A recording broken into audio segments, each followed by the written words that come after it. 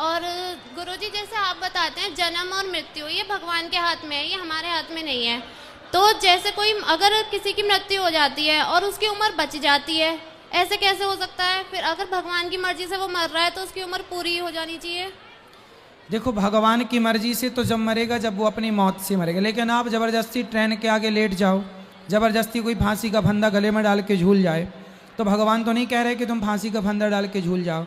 तो ये जो आत्महत्या है ना, यह पाप है, अपने खुद पर किया गया पाप आत्महत्या कहलाता है। तो जैसे गुरुजी जैसे राजा दशरथ जी थे, वो भी तो जल्दी मर गए थे, मतलब उनके तो वो तो राम के वियोग में मरे थे ना बेटा, भगवान की याद में तड़प तड़प के मरे, फिर उन्होंने अपनी आयु राम जी को वापस कर दी। तो जो उनकी उम्र मतलब भगवान ने लिख के भेजी होगी वो तो पूरी भेजी होगी ना, मृत्यु कब होनी है। देखो, जो लिख के भेजा था वही हुआ दशरथ जी के साथ, वही लिखा था। तो ये लिखा होगा कि वो पहले मर जाएंगे समय से। बिल्कुल, इसलिए। लेकिन दशरथ जी ने आत्महत्या तो नहीं की ना। हाँ। आत्महत्या करना पाप है। और गुरुजी मेरा एक और प्रश्न है, जैसे आप बताते हैं जैसे सती माता सती हो गई, पार्वती जी हो गई या फिर सीता जी हो गई, सब एक ही तत्व हैं।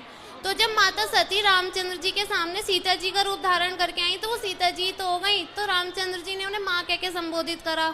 हाँ, तो लीला के लिए तो दो बनी है ना। आप वैसे एक ही हैं वो। लीला के लिए तो देखो, ब्रह्मा विष्णु महेश तीनों एक शक्ति हैं, तो लक्ष्मी पार्वती और सरस्वती भी एक तत्व है, लेकिन उस समय वो लीला थी और लीला में वो उन्हें अपनी माता मान रहे हैं। तो लीला में हम आपको माँ कहें तो फिर जैसे माँ कहें उसे पत्नी के रूप में स्वीकार कैसे करें?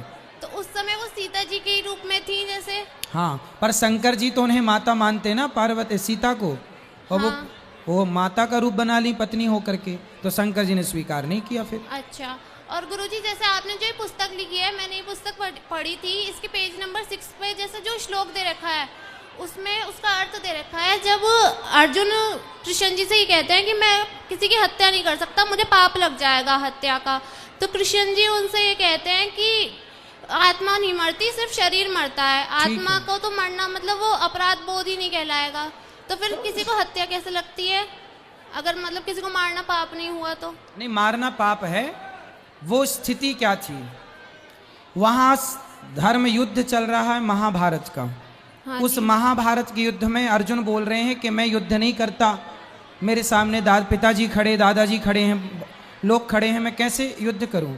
उस समय युद्ध ना करने का संकल्प अर्जुन ने लिया, तो युद्ध कराना था, क्योंकि पापी का अंत तो करना था।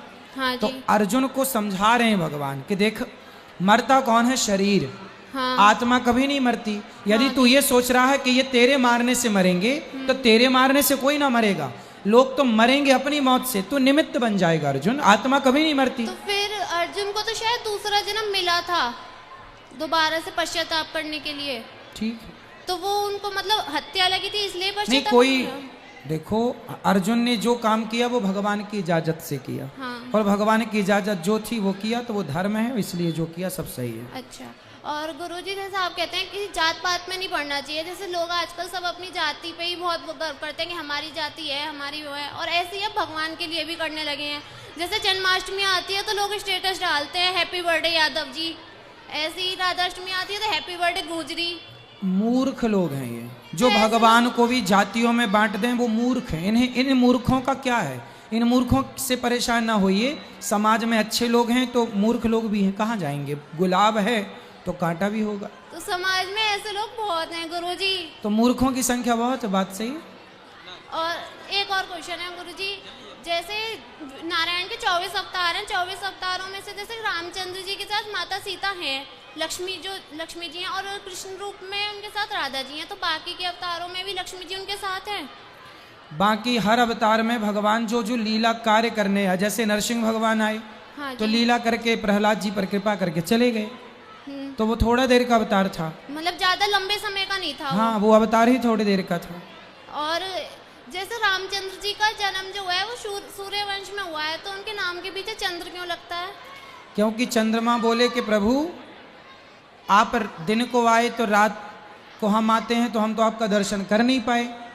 तो भगवान बोले कोई बात नहीं, हम दिन में आए तो सूर्यवंश में आए, पर आज से हम तुम्हारी इस भक्ति के कारण अपने नाम के पीछे तुम्हारा सम्मान रखेंगे, चंद्र लगाएंगे, तो रामचंद्र।